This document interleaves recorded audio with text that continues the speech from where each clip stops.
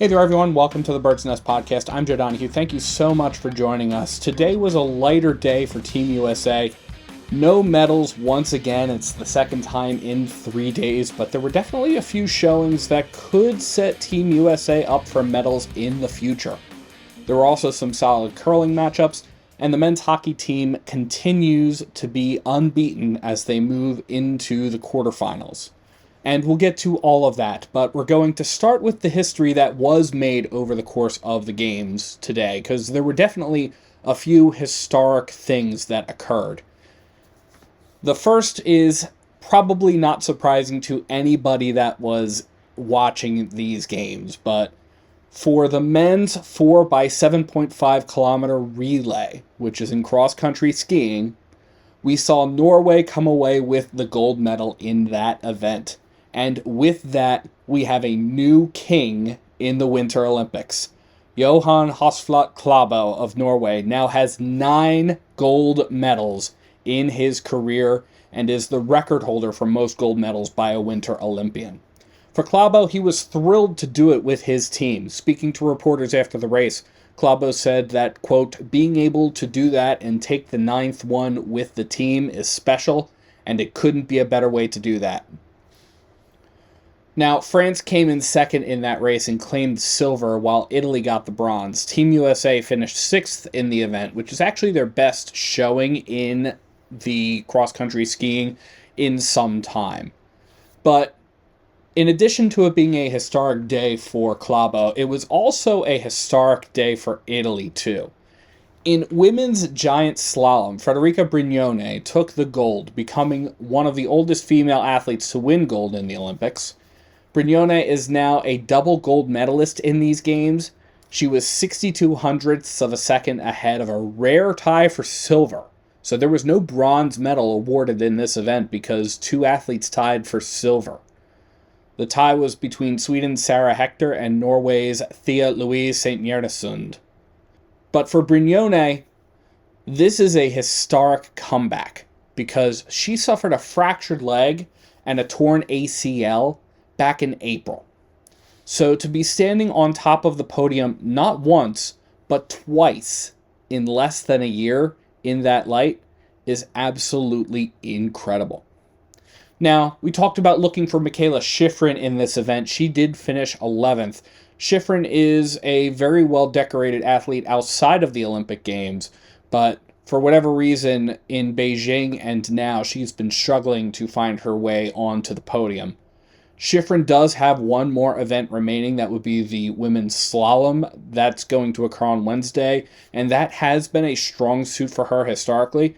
We will certainly see what she winds up doing. That will be her last chance to get a medal in these Olympics. And I know I said that the other day, but that was a mistake, and I apologize about that. This is really her last chance. But Brignone's gold wasn't the only historic medal for Italy. We haven't even talked about Lisa Vitozzi. Vitozzi made history for Italy as the first person to win a medal in biathlon for the country. Vitozzi earned her medal in the women's 10K pursuit. She finished with a 30-minute, 11.8 second finish time. Biathlon is often referred to as a shooter's event. You can ski decently well, and if you're able to shoot very well, you'll have a fighting chance. And that's just due to the design of the event. If you miss any of the targets, you're going to incur a penalty. Here, Vitozzi's perfect shooting paid off. The silver medalist, Maren Tjirtjeide, missed 1 prone and 2 standing targets, which resulted in 3 shooting penalties, which held her back in the event. This caused her to finish less than 29 seconds behind Vitozzi. Finland's Suvi Minkkinen got the bronze just 6 seconds behind Tjirtjeide. We also saw the dominance of Femke Kok. The speed skater from the Netherlands skated her way to an Olympic record 36.49 seconds, which shouldn't surprise you given what we've learned about how tight these speed skating races have been in these Olympics. You really have to be setting Olympic records to be able to think about medaling in the events, and Femke Kok was certainly able to do that. This was just 0.4 of a second off of the world record. Femke's fellow Dutch skater Jutta Leerdam got the silver, while Japan's Miho Tagaki got the bronze. Team USA's flag bearer in the opening ceremonies, Aaron Jackson, finished just 500ths of a second off of the podium at 5th place. Just to give you a understanding of just how tight these races have been. 500ths of a second has been more than enough to find somebody off of the podium. Also with a historic day, Great Britain. Their team of Charlotte Banks and Hugh Nightingale won the mixed snowboard cross event. Those two beat out Italy, who landed with silver, and France, who got the bronze. We also saw the historic first medals handed out in the debut of mixed skeleton. Great Britain's Matt Weston, who won gold in men's skeleton, and Tabitha Stoker, who came in 5th in the women's version of the event, combined to come in first in this brand new event on the Olympic stage. Like in the non-mixed versions, the Germans dominated the rest of the podium. Axel Jung and Suzanne Kreyer took silver, and Jacqueline Pfeiffer and Christopher Grothier claimed the bronze. But with these 2 gold medals, Great Britain breaks its record for most gold medals at a Winter Olympics. Weston is also the first Brit to win 2 medals in the same Winter Olympics, and just the second Brit ever to win 2 gold medals in Winter Olympics history. Now, it was a 9-medal event day, and that makes it even more disappointing that Team USA wasn't able to find the podium in any of them. But we're going to touch on the final few events here. The men's 12.5K biathlon, Sweden's Martin Ponsiluoma got gold, Norway's Sturla Holm Lagride got silver, and France's Emilien Jacquelin got the bronze. In men's dual moguls, Mikhail Kingsbury got the gold of Canada, Ikuma Hiroshima of Japan got silver, and Australia's Matt Graham got the bronze. And lastly, in women's ski jumping, Norway got the best of the jumps. Anna Odine Strom and Irene Maria Quandal got the gold and silver respectively, while bronze went to Slovenia's Nika Preoc. So that brings us to the end of the medal events for today and a look at the medal table. And again, Team USA is still sitting in a pretty good spot on that, but definitely had some distance put between them and the top 2 in the medal table. And that's definitely, again, very disappointing to see Team USA iced out of the medal stand today, but there's still 7 more days of medal action at these Olympics. There's plenty more to come for Team USA to potentially rise up the medal stand some more. But again, 2 out of 3 medal days with no medals, definitely disappointing.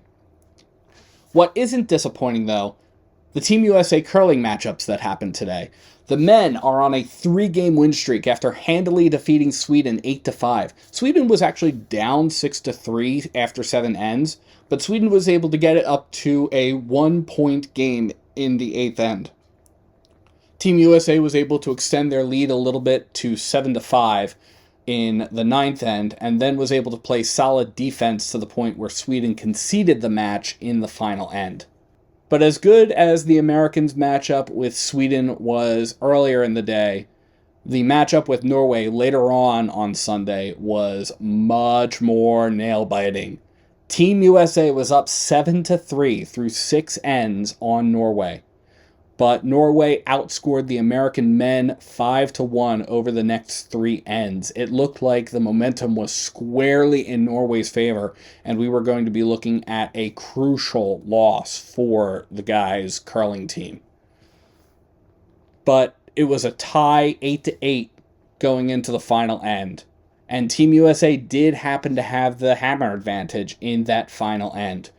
And with that, they were able to set up a double takeout, which set up the real game-winning shot, giving Team USA the victory on the final throw and a 4-2 record in this round-robin play. For the women's team, they only had 1 matchup, and it was against China, but while they had 1 loss going into that matchup, they almost got dealt a second. Team USA was tied at 5 with China going into the final end, but China had the hammer advantage, and it was looking very bad for Team USA, who had to snatch a victory from the jaws of defeat. Fortunately, they were able to do so when they squeezed their stone in perfectly, and China made a very bad mistake with their hammer shot, not putting enough weight on it to get the stone closer to the button. So that gave Team USA the victory 6-5. The women's team is still with one loss, that is to the unbeaten Sweden on the women's side. They are at 4-1, and they are in second place in the standings through round robin play.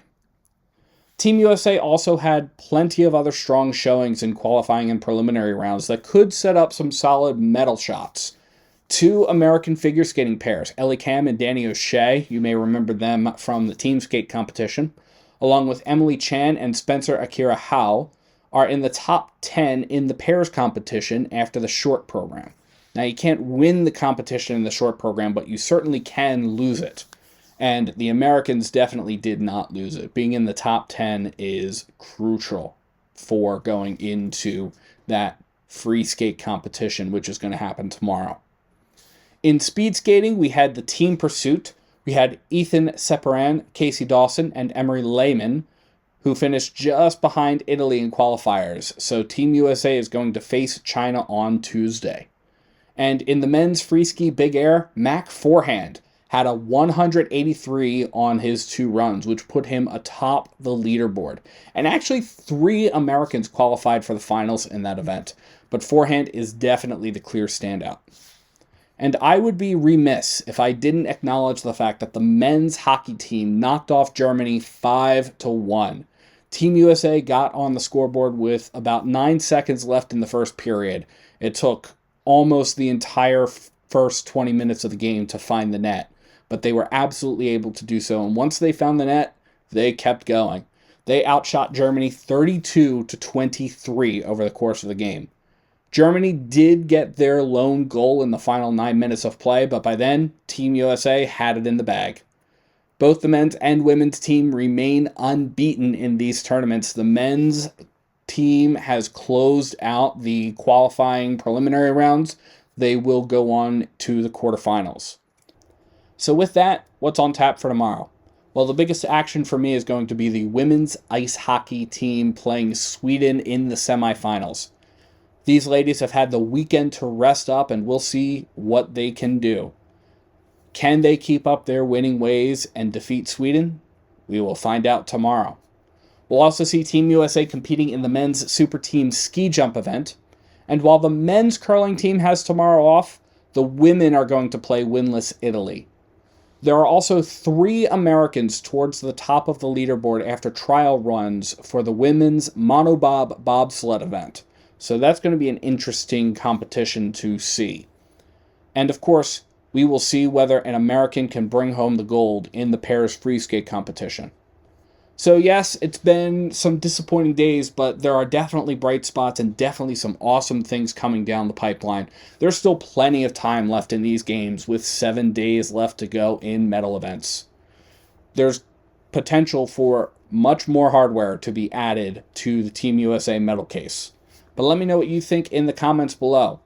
What are your thoughts about Team USA over the course of this weekend? And what are you excited for tomorrow?